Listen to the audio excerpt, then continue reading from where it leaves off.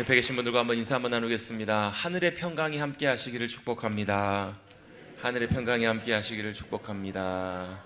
하나님의 평강이 함께 하시기를 간절히 바랍니다. 여러분, 제가 예전에 어렸을 때 얼핏 기억이 나는 일이 있는데요.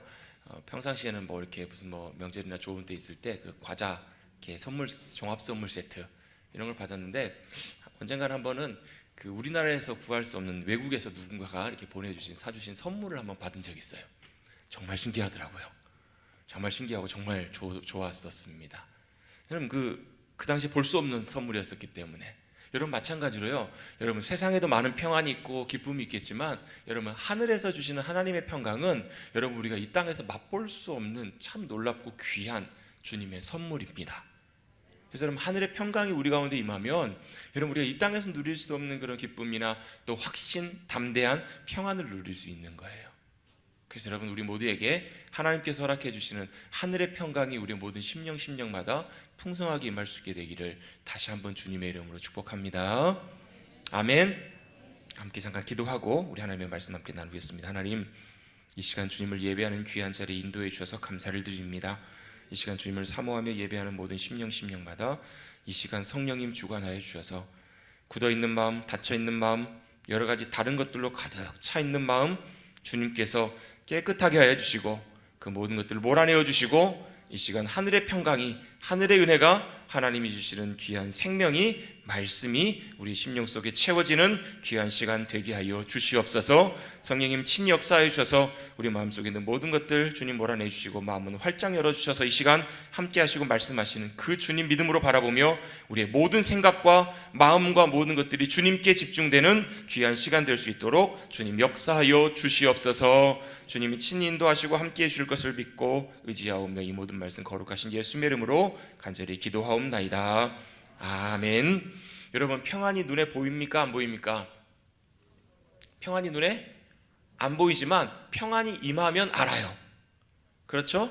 산소는, 공기는 눈에 보이지 않지만 우리가 공기가 있다는 걸 알아요. 바람이 불면서 알고요. 또 여러분, 사랑이 보여요? 안 보여요? 사랑이 보여요?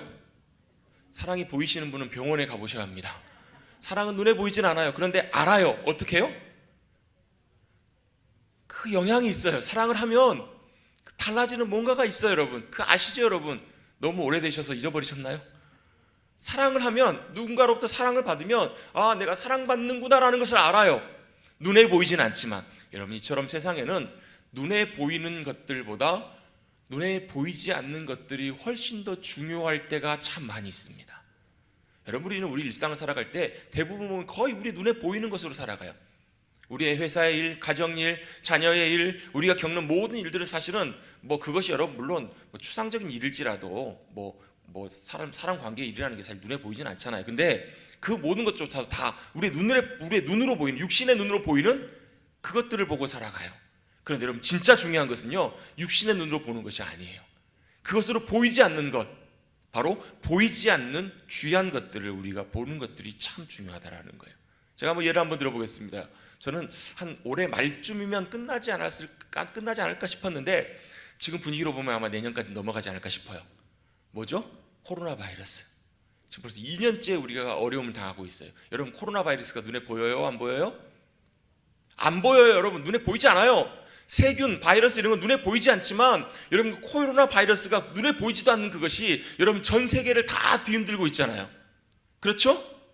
얼마나 여러분 강력한 많은 영향력을 끼치고 있냐는 거예요. 그걸 여러분 굳이 구분해보자면 미시세계라고 구분을 할 수 있어요. 미시, 우리의 눈으로 보이는 것보다 너무 작아서 보이지 않는, 여러분, 우리는 우리의 눈으로 볼 수 있는, 인식할 수 있는 것보다 훨씬 작은 세계가 있어요. 미시세계만 있는 것도 아니라 거시세계라는 것도 있어요. 거시세계는 뭐냐면 우리가 너무 커서 우리의 눈으로, 우리의 이성으로, 우리의 이해로 인식할 수 없는 차원의 큰 일들이 있다라는 거예요. 여러분, 에베레스트 산 정상 올라가 보셨습니까? 여러분, 죽기 전에 한번 올라가 보실 수 있을까요? 아마 보기도 힘들 거예요. 여러분, 우리 지구의 가장 깊은, 바다 깊은 곳 마리아나 해군가요? 10,000m, 10km 그 밑에 가보신 분 계세요? 사람이 아마 들어가기 어려울걸요? 여러분, 우리 지구에서도요, 우리가 눈으로 볼 수도 없고 가볼 수도 없는 그런 많은 곳들이 있어요. 그런데 여러분, 조금만 눈을 들어서요, 지구 밖으로 한번 나가봅시다. 여러분, 지구 밖에 나가보신 분, 옛날에 여러분 개그맨이 그런 얘기 했죠. 마음에 안 드는 사람 뭐라고요? 지구를 떠나가라. 지구 떠나보신 분, 쫓겨나 보신 분 없으실 거예요. 물론 우주인 몇 명은 가봤겠죠. 기껏해야 우리 인류가 가본 곳은요, 달나라 정도? 아마 가장 가까운 행성인 화성도 아마 아직 못 갔죠. 가보신 분 계세요? 저는 안 가봤어요, 아직요.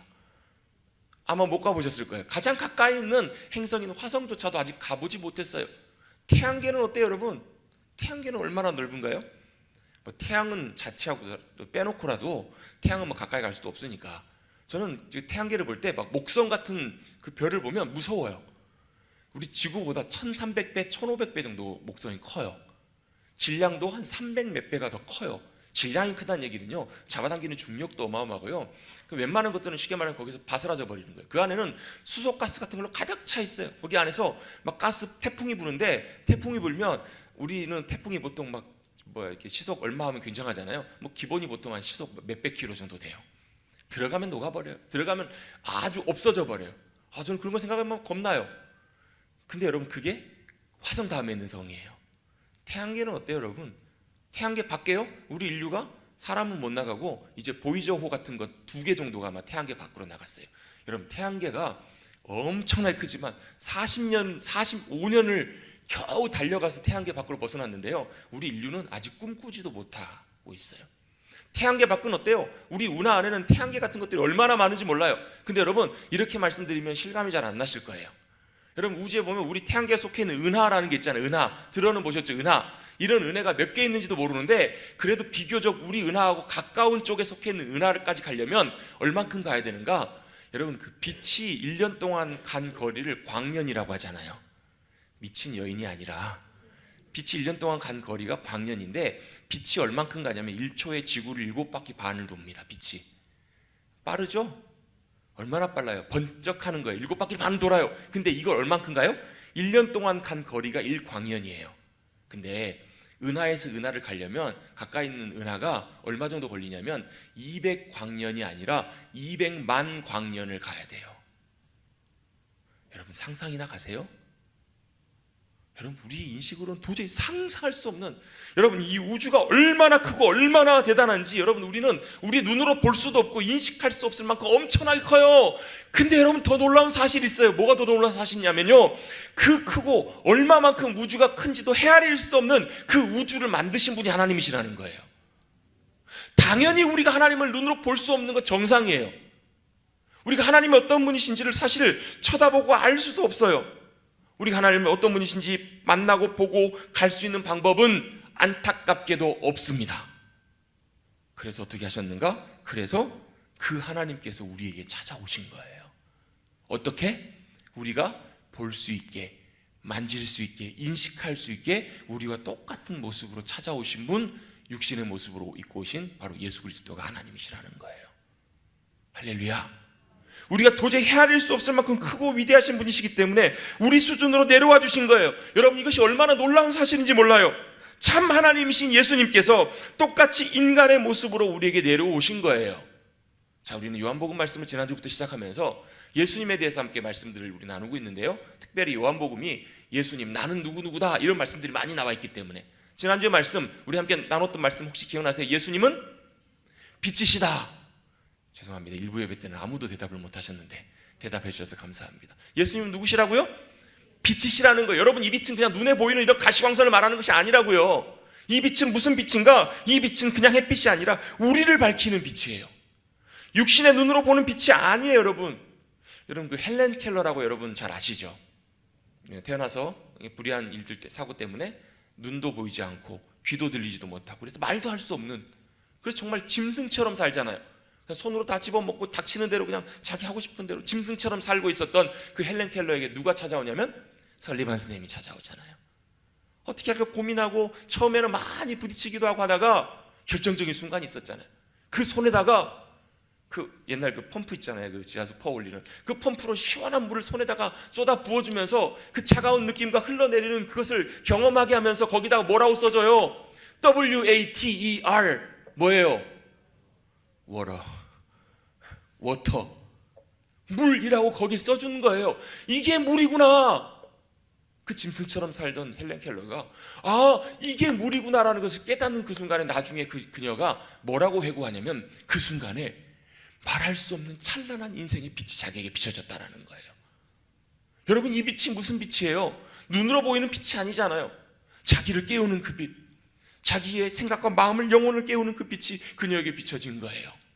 얼마나 귀한 일이에요. 설리반 선생님이 그의 빛이 되어 주었고요, 그에게 그 빛이 비춰진 그 순간에 그는 장애의 몸을 안고 있으면서도 세상을 살아가면서 평생 동안 많은 사람들에게 빛을 소개하는, 빛으로 인도하는 귀한 삶을 살았잖아요. 여러분, 바로 이것이 빛의 의미라는 거예요.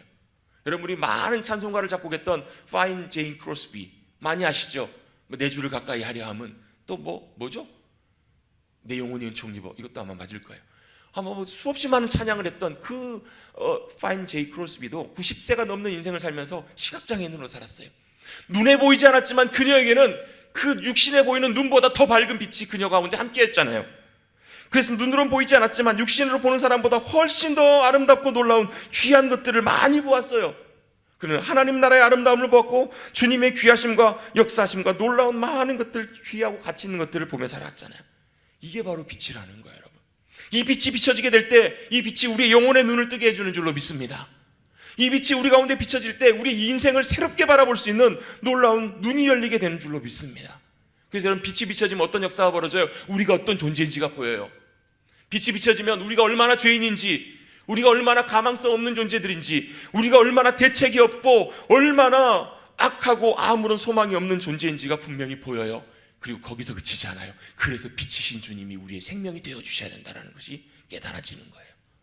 그래서 주님이 우리에게 필요합니다. 그래서 여러분 정말로 주님 가까이 나가는 사람은, 주님의 빛이 비춰지는 사람은 특징이 있어요. 날마다 눈을 뜰 때마다, 모든 순간순간마다 우리의 허물과 우리의 죄악과 어둠이 보여요. 주님 앞에 고백하고, 주님, 내 이 어둠을 주님의 빛으로 새롭게 하시고 바꾸셔서 주님의 영광으로 나를 온전케 해주십시오. 주님 앞에 더 가까이 나가는 은혜가 임하게 될 줄로 믿습니다. 여러분, 혹시라도 여러분 우리가 무덤덤하게 살아가고 계신다면, 여러분 아무런 없이 그냥 아무런 감흥도, 아무런 여러분 마음의 요동도 없이 살아가고 계신 분 계시다면 여러분 기도하십시오. 주님, 빛이신 주님, 제게 빛을 비춰 주옵소서. 매 순간순간마다 내 모습이 비춰질 때마다 그것은 우리의 절망에서 그치는 것이 아니라 그게 오히려 소망이고, 그것이 바로 우리의 능력이고, 그것이 바로 우리의 생명인 이유는 그것이 깨달아져야 우리가 그 주님 앞에 믿음으로 나가서 주님을 붙들고 은혜를 구할 수 있기 때문에. 그래서 뭐예요? 빛이 비춰지면 어둠이 떠나갑니다. 빛이 비춰지면 혼돈과 공허함이 사라집니다. 그래서 뭐라고요? 주님의 빛이 우리 가운데 비춰지길 원합니다. 여러분, 그 영광의 빛을 경험하시는 저와 여러분 되시기를 주님의 이름으로 축복합니다. 같이 한번 고백해 보겠습니다. 빛이 있으라, 빛이 있으라. 이 빛은 무슨 빛이에요? 주님의 빛이 비춰지는 거예요. 혹시라도 지금 낙심하고 계신 분 계십니까? 혹시 마음이 참 힘들고 공고한 가운데 계신 분 계십니까? 여러분, 그 주님의 빛이 비춰질 때 수고하고 무거운 짐 주님 앞에 다 내어드려지고 주님이 주시는 참된 평안과 위로와 도우심이 이 시간 함께해 주실 줄로 믿습니다. 삶의 순간순간마다 자리자리마다 고백하세요. 왜요? 그 빛은 금방금방 우리의 염려로 사라지게 돼요. 그 빛이 가려지는 것처럼 보여요. 그런데 분명한 것은 주님은 빛이시라는 것, 여러분 꼭 기억하시기를 간절히 바랍니다. 뿐만 아니라 요한복음을 살펴보면서 요한복음 1장에는 예수님이 빛이시면서 또 뭐라고 말씀하시는가, 저를 따라서 같이 한번 고백해 보겠습니다. 예수님은 말씀이십니다. 말씀이십니다. 예수님은 말씀이시다라고 우리에게 말씀하고 계십니다. 이게 무슨 의미인가? 자, 1절, 2절, 3절 말씀인데요. 우리 1절만 먼저 한번 같이 한번 읽어보겠습니다. 시작.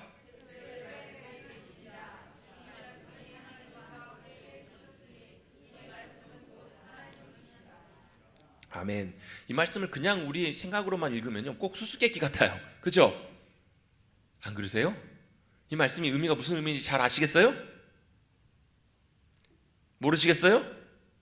그러면 모르시는 분은 아시는 분한테 물어보십시오. 그리고 넘어갈까요?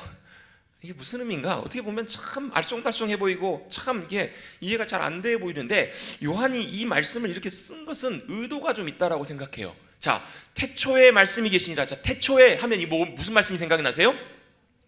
창세기 1장 1절 생각나시죠? 정답이에요. 잘하셨습니다. 맞추신 분 한번 이렇게 하십시오. 잘했다. 여러분 요한복음 1장 1절에 나오는 이 태초에는요, 창세기 1장 1절의 말씀하고도 사실을 어떤 의미에서 보면 요한이 좀 의도적으로 연결시켰다고 볼 수 있어요. 태초에 하나님이 천지를 창조하셨다. 근데 태초에 뭐가 계셨다고요? 말씀이 계셨다라는 거예요. 이 태초는 그냥 천지가 시작되는 그 태초 이걸만 의미한다기보다도 이 이전에, 천지가 만들어지기 이전에도 말씀이 계셨다라고 이렇게 해석하는 것이 좋을 것 같아요. 그 이전부터 말씀이 계셨는데 이 말씀이 하나님과 함께 계셨다. 이걸 영어 성경에 보면요, NIV 같은 경우에 보면 이렇게 표현하고 있어요. 클로지스트. 클로즈가 가깝다라는 말인데 최고로 가까운, 이 말씀이 하나님과 가장 가깝게 계셨던 분이신다는 거예요. 뗄 수 없는. 그래서 여러분, 우리가 성삼위 하나님, 삼위일체 하나님을 이해할 때요, 세 분이 한 분이신데 이걸 참 이해하기가 쉽지가 않아요. 그래서 하나님께서 우리에게 그 힌트를 주신 게 뭐냐면 부부관계예요. 부부관계를 보면서 주님께서 뭐라고 말씀하세요? 남자와 여자가 부모를 떠나서 둘이 하나가 되라. 이인준 장로님 한번 여쭤볼게요. 장로님, 우리 권사님하고 한 분이세요? 일부 때도 제가 어떤 집사람한테 여쭤봤는데 똑같이 대답을 못 하시더라고요. 하나세요? 대답을 잘 하셔야 오늘 저녁을. 이게 무슨 의미인가? 사실 두 분이잖아요. 그렇죠? 남편과 아내예요. 이 두 개 몸이 하나 붙는다고 샴쌍둥이처럼 붙는다고 하나가 되는 것이 아니라 이 두 분이 몸은 두 개지만 어떻게 살라는 거예요? 사랑 안에서 아무것도 그 사이에 끼어들지 못하게 하고, 부모도 그 사이에 끼어들면 안 되고, 다른 어떤 것도 끼어들지 못하고, 온전히 그 사랑 안에서, 관계 안에서 가장 친밀하고 가까운 하나가 되는 관계가 되라는 거예요. 그래서 하나님도, 하나님 아버지, 예수님, 아들이신 예수님, 성령님, 이분이 세 분이시지만 완전히 사랑 안에서, 그 관계 안에서 가장 가까운 하나된 관계가 되시기 때문에 삼위일체 하나님이시라는 거예요. 뭐 이것으로 완전하게 설명할 수는 없겠지만, 자, 그래서 말씀이 하나님과 함께 계셨다라는 말은 가장 가까이 계셨다라는 말이에요. 이 말씀은 곧 하나님이시니라, 이렇게 설명을 해요. 자, 이게 도대체 아직까지도 무슨 말씀인지 모르겠어요. 저도 어떻게 설명해야 될지 모르겠어요. 제가 목사님들 설교를 한번 제가 찾아봤어요, 내용들을. 근데 이 본문을 갖고 이렇게 설교하시는 분들이 별로 없으시더라고요. 다 뒤에 본문 갖고 설명을 하시지. 그런데 이 말씀이라고 표현되는 단어가 로고스라는 헬라어 단어예요. 로고스. 좀 들어보셨죠? 로고스는 무슨 뭐 법무법인 로고스도 있고, 뭐 저하고 관계는 전혀 없습니다. 근데 이 로고스라는 단어가 우리에게는 조금 익숙치 않지만 그 당시 사람들에게는 이 로고스라는 말이 좀 굉장히 좀 익숙한 단어였다고 해요. 자, 유대인들에게는 이 로고스라는 말이 무슨 말이냐면 바로 하나님이 어떤 일들을 말씀을 통해서 실제로 행하시고 이루시는 능력, 이걸 로고스라고 이해를 했다라는 거예요. 그러니까 이 말씀이 결국 뭐냐면 하나님의 말씀하심을 통해서 이루시는 능력이라는 거예요. 능력. 그래서 예수님이, 말씀이신 예수님이 이 땅에 오셔가지고 하신 게 뭐예요? 말씀으로 어떻게 해요? 풍랑을 잠잠케 하시잖아요. 그렇죠? 바다를 향해서, 풍랑을 향해서, 광풍을 향해서 바람아 잠잠해져라 그랬더니 어떻게 돼요? 잠잠해지더라는 거예요. 왜요? 예수님이 로고스, 말씀이시니까, 말씀이 능력이시니까. 또 못 걷는 사람을 향해서 걸으라 그랬더니 걸어요. 죽은 사람을 향해서 말씀하셨던 그 일들이 나사로가 실제로 일어나요. 뭘 보여주시기 위해서? 주님이 로고스, 말씀이시라는 거예요. 하나님의 말씀의 능력이시라는 거예요. 그래서 어떤 의미에서 보면 천지를 창조하실 때도 하나님께서 뭘로 창조하세요? 말씀으로 창조하세요. 하나님 아버지의 생각이, 하나님 아버지의 계획이 뭘 통해, 사람이 뭔가를 원하면, 뭔가를 계획하면 그걸 어떻게 표현을 해요? 말로 표현을 하잖아요. 그 말이 뭐예요? 그 사람의 생각이고 의도이고 뜻이잖아요. 그래서 예수님이 이 땅에 오셔서 나는 아무것도 할 수 없다, 스스로 할 수 없다. 그 의미가 무슨 말이냐면, 예수님은 무슨 말씀만 하신 거냐면 하나님 아버지의 뜻과 생각만을 그대로 말씀을 통해서 전하시는 거예요. 선포하시는 거예요. 그러면 어떤 일이 벌어져요? 그 말씀이 그대로 되는 거예요. 물이 포도주가 변하는 거예요. 그게 왜 가능해요? 그게 하나님의 말씀이 선포될 때 성령님의 능력이 함께 하셔서 그 일을 이루어 가시는 것. 그래서 여러분, 천지창조는 누가 하셨어요? 하나님께서. 어떤 하나님께서? 삼위일체 하나님께서 함께 그 일들을 이루어 가신 거예요. 그게 바로 말씀의 의미예요. 그래서 여러분, 그 당시에 헬라, 그리스, 로마 사람들은 이 로고스를 어떻게 이해했냐면 모든 물질 세계를, 모든 것들을 지키고 진행하고 지배하게 하는 힘이 바로 로고스다라고 사람들이 이렇게 생각을 한 거예요. 이게 왜 이렇게 요한이 이렇게 쓰게 됐냐면요, 예수님이 이 땅에 오셨을 때는 어떤 모습으로 오셨냐면 저와 여러분과 똑같은 인간의 모습으로 오셨잖아요. 그러니까 사람들이 볼 때는 영락없는 누구예요? 예수님을 보실 때 영락없는 사람으로 보여요. 사람으로. 사람이신데 원래 이분은 사람의 모습으로 오셨지만 원래는 무엇이라고요? 말씀이셨다라는 거예요. 로고스셨다라는 거예요. 그러면 그리스 사람이나 헬라 사람들이 로고스를 들으면 뭐라고 인식하냐면, 이분이 그러면 모든 만물을 지배하고 다스리는 힘, 능력을 가지신 분이시구나, 이렇게 그들은 좀 이해할 수 있도록, 쉽게 그들의 사고방식 속을 이해할 수 있도록 요한이 이렇게 이런 단어를 사용했다라고 짐작을 해보는 거예요. 이해가 되시죠? 물론 하나님은, 예수님은 그거보다 훨씬 탁월하신 분이세요. 이 천지 만물에만 그치시는 것이 아니라 온 우주 만물뿐만 아니라 모든 것을 다스리시고 통치하시는 진정한 참 하나님이 바로 예수님이시라는 거예요. 그런데 그것을 그 사람들이 이해할 수가 없었기 때문에, 왜 또 이해할 수가 없었냐면, 그 당시 사람들은요 이런 사고방식을 갖고 있었어요. 초월적인 신이 유한한 우리의 세상에 들어온다는 것은 말도 안 되는 일이라고. 이게 무슨 의미인지 아시겠죠?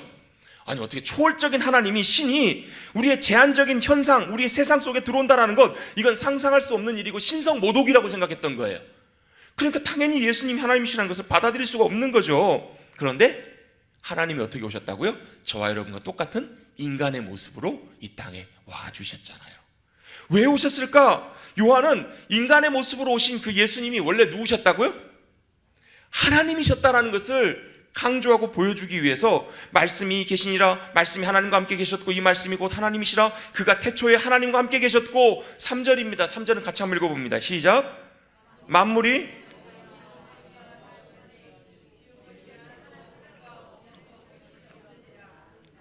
아멘.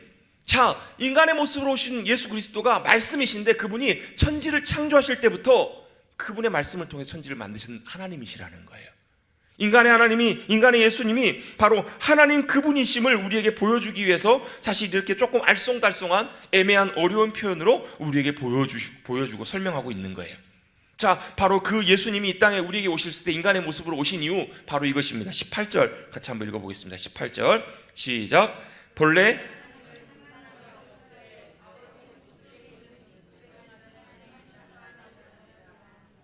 아멘. 자, 예수님이 하나님이셨는데 왜 우리와 같은 인간의 모습으로 오셨을까? 이유가 분명히 여기 설명되어 있습니다. 우리는 하나님을 볼 수가 없다고요. 우리는 하나님을 알 수가 없다고요. 우리는 하나님을 만날 수가 없다고요. 그래서 어떻게 해요? 그 하나님이, 말씀이신 하나님이 우리와 똑같은 인간의 모습으로 오셨다라는 거예요. 하나님을 본 사람이 없으되 아버지 품속에 있는 독생하신 하나님이 우리에게 나타나셨잖아요. 여러분, 아까 말씀드린 것처럼 너무 작아도 안 보여요. 너무 커도 볼 수가 없어요. 너무 크고 광대하신 하나님을 우리가 볼 수도 만날 수도 없기 때문에 그 주님이 똑같이 어떻게 해요? 우리가 볼 수 있는 차원으로 주님이 우리 가운데 오신 거예요. 이게 바로 이 말씀이에요. 바로 예수님이, 말씀이신 예수님이 우리 가운데 오셨다. 그래서 뭘 하기 위해서? 하나님을 나타내 보여주시기 위해서. 하나님이 어떤 분이신지를 우리에게 보여주시고 나타내 주셔서 볼 수 없는 하나님을 우리가 직접 만나고 그분을 만지고 그분과 함께 할 수 있도록 바로 말씀이 육신이 되어 우리 가운데 오셨다. 이게 바로 오늘 우리가 읽었던 본문의 말씀의 내용이라는 거예요. 자, 14절 말씀도 같이 한번 다 같이 읽어보겠습니다. 14절 시작.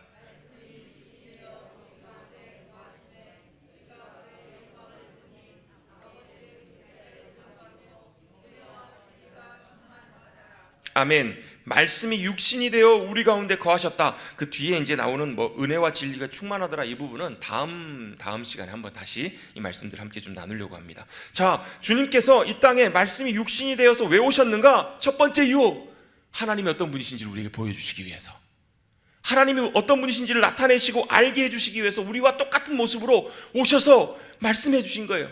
그러면서 뭘로 오셨다고요? 말씀으로 오셨잖아요.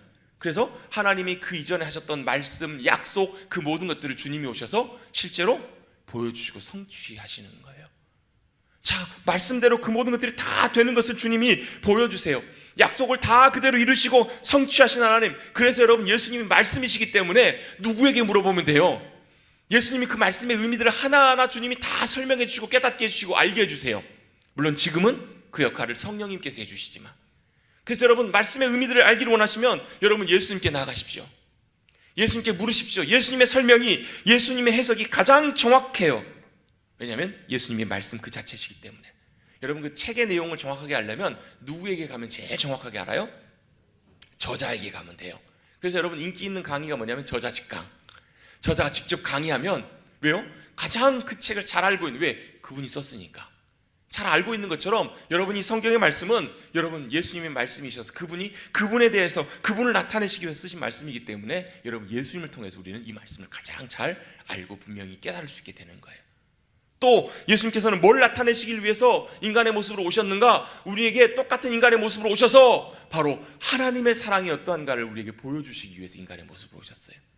그래서 우리가 잘 알고 있는 유명한 말씀이 있죠. 요한복음 3장 16절, 하나님이 세상을 이처럼 사랑하사 독생자를 주셨으니 이는 그를 믿는 자마다 멸망치 않고 영생을 얻게 하려 함심이라.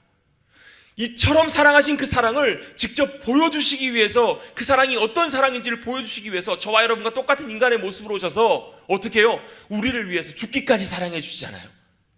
그래서 주님이 우리에게 사랑을 보여주시면서 또 우리에게 또 뭘 주시는가? 십자가의 구원을 우리 가운데 허락해 주세요.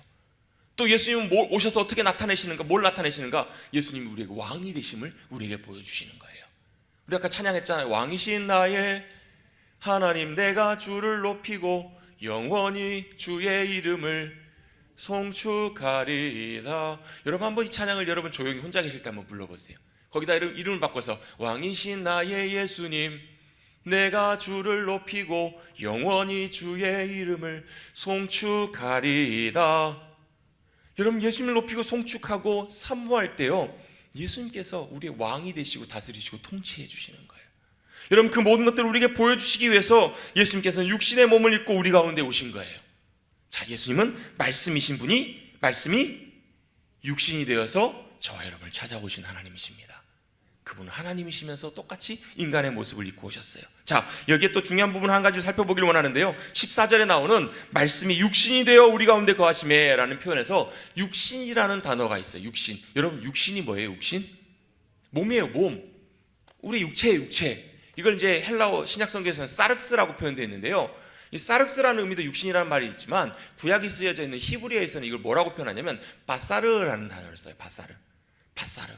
이 바사르라는 단어가 똑같은 스펠링인데 모음만 하나가 장모음, 단모음으로 바뀌면 이게 육신의 몸이기도 하면서 또 어떻게 해석이 되냐면 기쁜 소식으로도 해석이 돼요.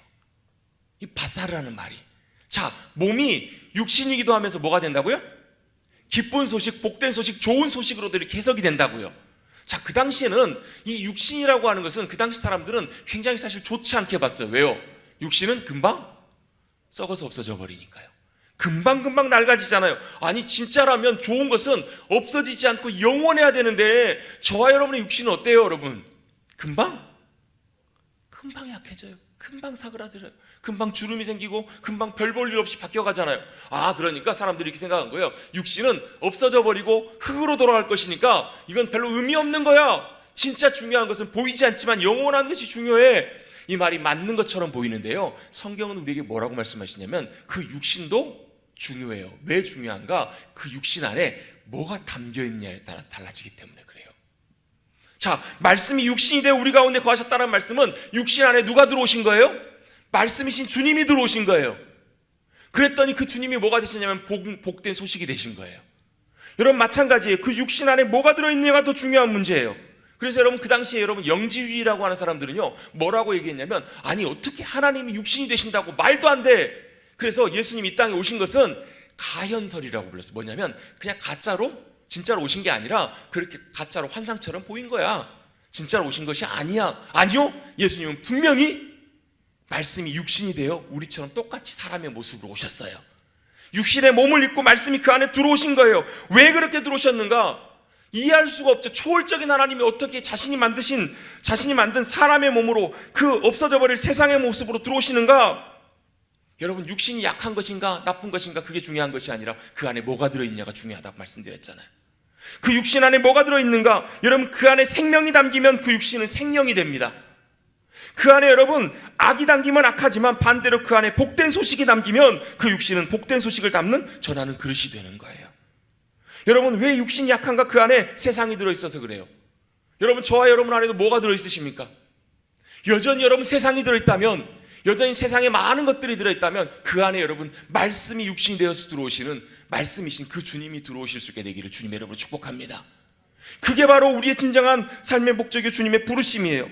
많은 갈등들이 있어요. 여전히. 왜요? 그 안에 세상이 들어있기 때문에. 많은 문제들이 생겨요. 그 안에 세상이 들어있으면 그래요. 그런데 내 안에 진정한 생명이 들어오고 생명의 기쁜 소식, 바로 말씀이신 예수 그리스도가 우리 안에 들어오시면 여러분, 그 안에 여러분 겉모습을 볼 때는 소망 없고 악하고 추하고 아무것도 아닌 그것이 생명이 되고 놀라운 소망이 되고 영광이 됨을 보여주시기 위해서 우리 가운데 오신 거예요. 사람의 몸을 입고 오시면서 육신의 모습으로 입고 오셨지만 그 안에 누가 계신다고? 말씀이신 주님이 계심으로 말미암아 바로 그 주님이 세상의 소망이 되고 그 소망의 생명이 되는 거예요. 그래서 여러분, 고린도후서 4장 말씀에도 이렇게 말씀합니다. 질그릇과 같은 우리들에게 보배 대신 생명이 주님이 들어오셨더니 뭐가 돼요?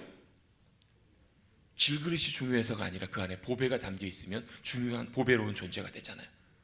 여러분, 옆에 계신 분들과 인사 한번 나누겠습니다. 당신은 하나님의 보배로운 존재들입니다.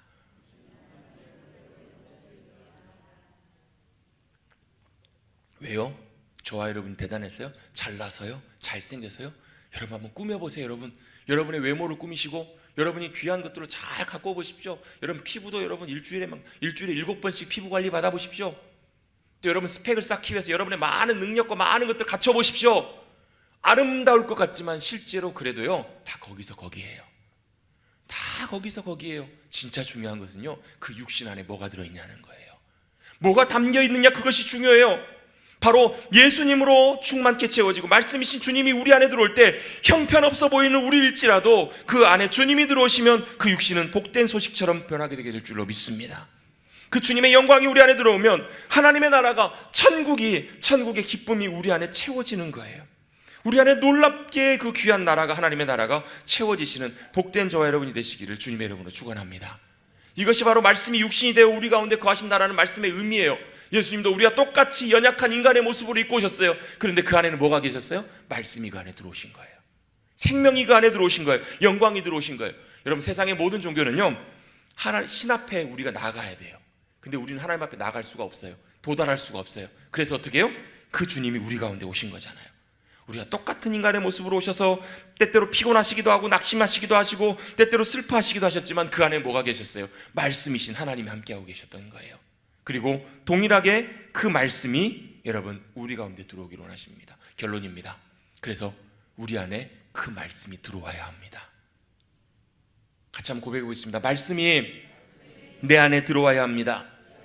여러분, 말씀이 내 안에 들어온다는 의미는요, 말씀을 읽는 것, 듣는 것, 배우는 것, 공부하는 것, 묵상하는 것, 암송하는 것, 이것도 다 포함돼요. 다 중요한 의미예요. 그런데 말씀이 우리 안에 들어온다는 의미는요, 단순히 이것만을 말하는 것이 아니에요. 여러분, 거기서 그치는 것이 아니라 말씀이 내 안에 들어오면 그것이 내 안에서 살아 역사하는 놀라운 역사를 나타낸다는 거예요. 말씀이 내 안에 들어오기 시작하면 거기서 그냥 듣고 마는 것이 아니라 내 안에 놀라운 말씀의 일들을 일으켜요. 어떤 분들은 이것을 헬라어로 로고스라는 말 대신에 레마라는 말을 쓰는 분도 계세요. 레마. 이건 뭐냐면 하나님이 내게 해주신 나의 말씀으로 들려지는 말씀, 이렇게 이해하기도 해요. 즉 여러분, 하나님의 말씀이 내 안에 들어온다는 것은 그냥 말씀을 암송하고 태초에 하나님이 천지를 창조하시니까 여기서 그치는 것이 아니라 그 말씀이 내 안에 들어와서 천지를 만드신 하나님이 누구시라고요? 내 아버지 하나님이시라고. 그 말씀이 나를 통해서 역사하기 시작하는 거예요. 모든 것을 다 잃어버리고 모든 것이 다 끝나버렸다고 생각하는 그 순간에 그 말씀이 내 안에 들어와서 역사하시기 시작하면 천지를 만드신 하나님이 내 하나님이시라면 내가 낙심치 않을 이유가 분명하다라는 거예요. 내 영혼을 잡아 일으켜 주세요. 내 안에서 놀랍게 역사하신다라는 거예요. 이렇게 한번 예를 들어 보겠습니다. 여러분 안에 기쁜 소식이 있어요. 제가 예전에 어떤 그런 분을 만난 적이 있거든요. 제가 아는 동기 전사님, 그때 이제 전사 시절에 누님이 9년 만에 이제 아이를 갖게 된 거예요.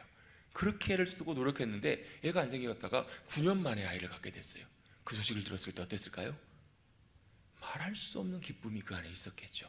여러분, 기쁜 소식이요, 좋은 소식이 우리 안에 들어오면 어떻게 돼요? 기분이가 좋아요. 근데 기분이만 좋은 것이 아니라 여러분, 그 기분이, 그 감정이 내 모든 것을 다 지배해요. 반대요, 슬픈 소식, 놀랄 소식을 들어요. 걱정할 만한 소식이 내 안에 들어와요. 어떻게 돼요? 내 심령과 마음이 슬프고 고통스러운, 괴로운 그것으로 영향을 받게 돼요. 여러분, 그 생각이 무슨 생각이 뭐가 들어오냐에 따라서 내 감정이 바뀌고 내 마음이 바뀌고 내 생각이 바뀌어요. 마찬가지로 여러분, 하나님의 말씀이 내 안에 들어오고 내 안에 들어와서 역사하기 시작하면 내 영혼을 바꾸신다라는 거예요. 어떻게 바꾸는가? 새롭게 해요. 그래서 여러분, 하나님의 말씀이 들어와서 역사하는 사람은 달라요. 어떻게 다른가? 그 안에 진정한 하나님이 주는 하늘의 감격과 기쁨과 감사가 넘쳐나요. 진짜예요, 여러분. 말씀이 들어온 사람은 달라요, 여러분. 여러분, 저는 간절히 기대하며 축복합니다. 여러분 안에 하나님의 말씀이 들어가시기를 주님 여러분 축복합니다. 하나님의 말씀이 들어가면 달라요. 내 안에 말씀이 들어왔는가 아닌가를 어떻게 아는가? 그 말씀이 들어오면요, 내가 그 하나님 때문에 기뻐해요. 감사가 넘쳐요. 또 하나님의 사랑이, 하나님의 나를 향한 사랑이 얼마나 크고 위대하신지, 하나님의 말씀하신 그 하나님이 얼마나 놀라우신 위대하신 분이신지를 알게 된다는 거예요. 그래서 믿음 생활하는 우리의 삶 속에서 많은 상황 속에도 일지라도 그 말씀이 그 안에 들어오는 사람은 조금씩이라도 변화가 생겨요. 여러분, 제가 몇 주 전에 기도에 대해서 말씀하면서 기도는 단순히 구하는 것이 아니라고, 구하기도 구하지만 진짜 중요한 것은 기도는 주님 앞에 엎드리는 거라고. 주님 앞에 나가서 엎드리고 그 앞에 엎드리기 시작하면 내 삶을 통해서 하나님께서 어떻게 내 삶을 인도해 가시는지, 말씀이 실제로 나 삶을 어떻게 인도해 가시는지를 놀랍게 경험할 수 있다는 거예요. 신실한 하나님. 여러분, 저도 돌아보면서 이 말씀이 제 삶 속에서 어떻게 역사했는지, 하나님은요 참 놀랍게 우리의 모든 필요를 아시고 채우시고 공급하신 하나님이세요. 주님을 신뢰하는 자들을 우리를 수치를 당하지 않게 하신 하나님이세요. 정말 참 놀라워요. 최근에도 그런 일들이 있었는데요, 저는 항상 그런 게 있거든요. 이제는 아예 뭐가 필요하고 뭔가 이렇게 필요하고 원하면 갖고 싶은 게 있으면 하나님 앞에 이거 주세요라고 기도 안 해요. 어떻게 하는 줄 아세요? 그냥 가만 내버려둬요. 가만 놔둬요. 그러면 어떻게 하시냐면, 하나님이 진짜 그게 우리에게 필요한 일이고 중요한 것이라면 하나님께서 참 적절한 방법을 통해서 공급해 주세요. 왜냐하면 때때로 그럴 때가 있거든요. 그게 필요하고 내가 원하는데 그게 내가 인간적인 욕심과 마음으로 그걸 원할 때가 있잖아요. 그렇잖아요. 그러면 내가 하나님 앞에 그것을 내가 얻고 나서, 구하고 나서, 받고 나서 어떤 마음이 되면, 하나님 앞에 준 마음을 돌아보면, 하나님, 제가 또 제 욕심이 더 섞였네요. 제 마음이 거기 안에 더 많이 섞였네요. 이런 마음이 나중에 깨달아지고 후회가 될 때가 참 많아요. 그래서 아예 하나님 앞에 맡겨놔요. 그러면 하나님께서 가장 적절할 때, 좋을 때 우리의 모든 필요를 채우시고 인도해 주시는 하나님이시라는 것을 저는 개인적으로 참 많이 경험을 해요. 여러분, 제가 목사라서 하나님 더 사랑하셔서 그런 겁니다. 그런 겁니다. 아니요, 저는 그것을 믿고 신뢰해요. 제 안에 심겨져 있는 하나님의 말씀, 우리의 모든 필요를 아시고 가장 적절하고 귀한 것들로 주시고 공급하시는 하나님. 또 이런 차원이 있어요. 하나님께서 우리에게 그것을 공급하시고 주신 다음에 우리가 그걸 보면서, 아우, 하나님께서 이런 것도 주시네. 제가 예전에 몇 번 말씀드린 적 있잖아요. 개척하셔서 고생하시는 목사님이, 오늘은 돼지고기를 좀 먹었으면 좋겠다. 근데 사모님 지갑에 돈이 없어요. 시장 보면서. 그래서 그냥 뭐만 사와요? 콩나물만 하나 사와요. 그러면 반드시 그날 아니면 그 다음날 누가 찾아오세요. 뭘 들고? 소고기도 아니고 돼지고기를 들고 찾아오세요. 어떤 날은 돼지고기를 먹다 보니까 소고기도 먹고 싶어요. 여러분, 소고기 참 쉽지 않잖아요. 가격대가 높으니까. 소고기 먹고 싶다. 그러면 누가요? 하나님께서 다 듣고 계시는 거예요. 그리고 뭘요? 그걸 주시면서 하나님의 자녀들이 하나님께 주신 것들을 보면서 기뻐하고 즐거워하고 감사하는 모습을 보면서 누가 더 좋아하세요? 누가 더 좋아하세요? 하나님이 더 좋아하고 기뻐하신다니까요. 여러분, 하나님의 마음을 잘 알아들이고 여러분, 하나님의 말씀의 의미와 능력과 역사하심들을 경험하시는 저와 여러분 되시기를 간절히 바랍니다. 하나님 절대로 인색하신 분이 아니세요. 목사님 구해도 안 주시던데요. 그 이유를 잘 점검해 보시라는 거예요. 여러분, 하나님의 말씀이 우리 가운데 들어올 때 그 말씀은 우리 가운데 살아 역사하십니다. 언제 하나님의 말씀으로 우리 가운데 역사하시는가? 여러분, 이 비유를 예수님이 참 좋은 비유로 말씀하신 내용이 있어요. 천국 비유, 씨 뿌리는 자의 비유. 씨가 말씀이라고 말씀하세요. 그 씨가 뿌려지는데 어디에 뿌려져요? 길가밭에 뿌려지고 돌짝밭에 뿌려지고 가시덤불에 떨어지고 옥토밭에 떨어져요. 제가 한번 여쭤볼게요. 여러분 다 옥토라고 생각하시죠? 왜 대답을 안 하세요? 일부 예배 때는 다 웃으시던데. 여러분, 우리는 은연중에 우리의 마음밭이 옥토라고 생각해요.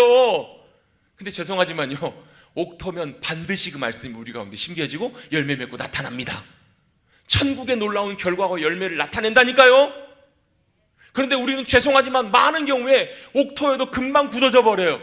금방 길가밭처럼, 또 옆녀의 돌짝밭이 찾아오고 가시덤불이 찾아와서 세상 사람과 많은 것들로 여러분 말씀이 심겨지고 떨어지고 말씀이 내 안에 들어오는 걸 방해한다고요. 여러분, 하나님의 말씀에 놀라운 열매와 결과를 우리 함께 맺어가십시다. 말씀이 내 안에 들어와야 합니다. 여러분, 우리 심령마다 하나님의 말씀이 들려지고 심겨지고 역사해서 그 말씀이 우리 가운데 얼마나 놀랍게 역사하시는지, 그 말씀이 역사할 때 우리 안에 천국이 어떻게 임하는지, 하나님의 나라가 얼마나 어떻게 역사하시는지를 경험할 수 있는 저와 여러분 되시기를 주님의 이름으로 축복합니다. 말씀이 들어와야 합니다. 그래서 말씀이 들어오기 시작할 때요, 하나님의 말씀 하나하나가 우리 가운데 들어오기 시작해요. 예전에 아주 오래전에 제가 읽었던 말씀인데 신명기 33장 말씀에 보면 여수르는 이스라엘을 이제 하나님의 백성들을 언급하는 내용인데요. 누가 너와 같이 하나님이 어떤 사람이 하나님이 너에게 행하신 것처럼 행하는 사람들이 누가 있냐? 하나님께서 하늘로부터 도우시려고 위험을 나타내시고 영원한 처소가 되어주시고 우리를 하나님의 팔로 안아주시고 붙잡아주시는 사람이 누가 있냐는 거예요. 그러면서 이어서 말씀합니다. 이스라엘이여 너는 행복한 사람이로다. 뭐라고요? 이스라엘이요? 행복한 사람이라는 거예요. 이스라엘은 여러분 하나님의 백성을 말해요. 여러분 행복하십니까? 안 하신다고요. 얼굴 표정 보니까 행복하신 분 두 분밖에 안 계세요. 그런데요, 이 말씀이 우리 안에 역사하기 시작할 때, 내가 진짜 행복한 사람이구나. 왜요? 우리를 위해서 베푸시는 그 구원과 놀랍게 지금도 보이지 않게 역사하시는, 여러분 혹시라도 지금도 답답하고 절망 가운데 있는 분 분명히 기억하십시오. 하나님 분명히 말씀하십니다. 두려워하지 말라. 내가 너와 함께합니다. 놀라지 말라. 나는 너의 하나님이 됨이라. 저 옛날에 이거 대학 시험 면접 보러 갈 때 앞에 있는 친구가 누군지도 몰라요. 그 친구가 이 말씀을 보고 있더라고요. 처음 보는 말씀이었어요. 그때 보고 두려워하지 말라. 내가 너와 함께합니다. 하나님이 나와 함께 하시는구나. 놀라지 말라. 나는 너의 하나님이 됨이니라. 이 말씀이 저에게 얼마나 큰 힘과 위로가 됐는지 몰라요. 여러분 하나님의 말씀이 내 안에 들어온다는 것은 내 안에 들어오시고 역사하신다는 거예요. 하나님의 신실하심과 사랑과 은혜를 놀랍게 경험하게 하신다는 거예요. 하나님이 저와 여러분을 얼마나 사랑하시는지 여러분 약속하시고 찾아오셨잖아요. 얼마 전에 여러분 아프가니스탄에서 여러분 다 철수할 때 마지막에 급하게 철수하는 공관원이 했던 얘기가 있잖아요. 내가 너 데리러 올 거야. 그리고 어떻게 해요? 다시 데리러 가잖아요. 그 작전의 이름이 뭐예요? 미라클 작전이잖아요.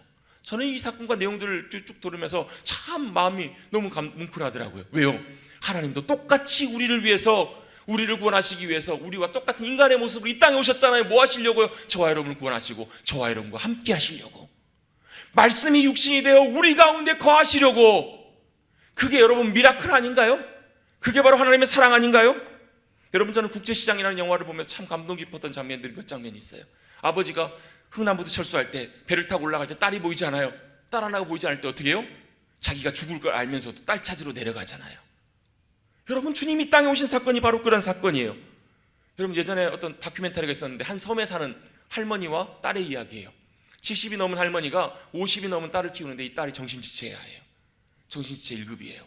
도시에 키우면 어디 가버릴지 모르니까 섬에 들어와서 사시는 거예요. 사람들도 다 떠나고 수도 전기 다 끊어진 그곳에서 생활 수급비 20만 원을 받고 그 딸과 함께 살아가는 모습을 봐요. 그러면서 목사님도 안 계시는 교회 가서 기도해요. 뭐라고 기도해요? 하나님 제 건강해야 돼요. 저 아니면 이 딸 누가 책임져요? 하나님 이 딸 책임져 주세요. 그렇게 기도하는 모습, 또 사랑으로 전적으로 헌신하는 모습을 보면서 많은 분들이 감동을 받으셨어요. 그게 뭐 때문에 그래요? 사랑 때문에 그래요. 여러분 그것과 비교할 수 없는 것이 하나님의 사랑이에요. 여러분 그 하나님의 말씀이 우리 안에 들어오면 그 사랑이 어떤 사랑인지를 우리가 깨닫고 경험하게 돼요. 그 말씀이 우리 안에 들어오면 진정한 자유함이 임해요. 여러분 저와 여러분의 심령 속에 말씀이 들어올 수 있게 되기를 주님의 이름으로 축복합니다. 여러분 예수님을 더 알고 만나기를 원하십니까? 말씀 안으로 들어가십시오. 말씀을 사모하고 읽고 가까이 하십시오. 그러면서 성령님의 도우심을 구하십시오. 성령님 말씀이 깨달아지게 해주세요. 말씀이 들려지게 해주세요. 말씀이 보이게 해주세요. 그리고 간절히 사모하고 여러분 겸손하게 주님 말씀 앞에 엎드리십시오. 여러분 이거 가운데 계신 분 가운데 하나님의 말씀이 들어가셔야 되는 분들이 계세요. 말씀이 들어가셔야 하는 분이 있어요. 믿음으로 역사하실 것을 사모하십시오. 또 말씀에 순종하기를 원하셔서 찾고 두드리고 구하십시오. 반드시 주님께서 찾아와 주시고 말씀으로 역사해 주실 줄로 믿습니다. 이런 마음이 많이 무너져 계신 분 계십니까? 혼란스럽고 괴로우신 분 계십니까? 지금 주님 앞에 나가셔야 될 때예요. 하나님의 말씀이 우리 심령 속에 들어올 수 있도록. 여러분 저는 참 요즘 시간이 많이 갔지만 감사하고 있는 것이 있어요. 하나님께서 참 머릿돌 교회를 사랑하신다. 어떻게 하는가? 하나님이 우리 교회를 흔들고 계세요. 심령들을 흔드세요. 왜요? 우리 안에 하나님의 말씀이 들어갈 수 있도록 우리의 굳어진 마음을 주님께서 흔드세요. 여러분 이게요 생각보다 쉽지 않아요. 여러분 우리의 모든 것들이 다 무너지고 우리의 자존심, 우리의 생각, 우리 여러분 주님 앞에 내세울 수 있는 것 모든 것들 주님께서 다 깨트리신 다음에 그제서야 여러분 우리를 옥토처럼 만드시고 거기에 말씀의 역사를 나타내시기 때문에 그래요. 때때는 그 훈련이 감당하기 어렵게 느껴질 때도 있어요. 그런데 그것이 다 끝나고 나면 주님께서 우리를 완전히 새로운 모습으로 변화시켜 주실 거예요. 왜요? 하나님의 말씀 살아있고 운동력이 있기 때문에, 우리의 모든 것을 다 찔러 쪼개시는 말씀이기 때문에. 여러분 주님의 말씀이 우리 안에 들어오십니다. 들어오길 원하십니다. 여러분, 그 말씀이 들어오셔서 주님의 귀한 백성으로 하나님 나라의 복된 삶을 누려가고 살아가시는 저와 여러분 되시기를 다시 한번 주님의 이름으로 축복합니다. 아멘. 기도하겠습니다. 사랑해 주님, 감사합니다. 말씀이 육신이 되어 우리 가운데 거하신 하나님이시면서 우리와 똑같은 인간의 모습으로 오신 예수님, 말씀으로 우리 가운데 들어와 주시옵소서. 말씀이 우리 심령 속에 들어오셔서 들려지게 하시고 깨달아지게 하시고 그 말씀이 놀랍게 역사에서 열매 맺고 하나님 나라의 귀한 삶을 누리며 그 감격과 기쁨으로 승리하며 살아가는 주님의 귀한 백성들 될 수 있도록 주님 축복하여 주시옵소서. 주님께서 친히 우리 가운데 은혜를 더하시고 우리의 굳어진 마음을 여시고 하나님의 말씀이 우리 가운데 들어오는 놀라운 역사를 일으켜 주실 줄로 믿고 감사드리며 이 모든 말씀 거룩하신 예수님의 이름으로 간절히 기도하옵나이다. 아멘.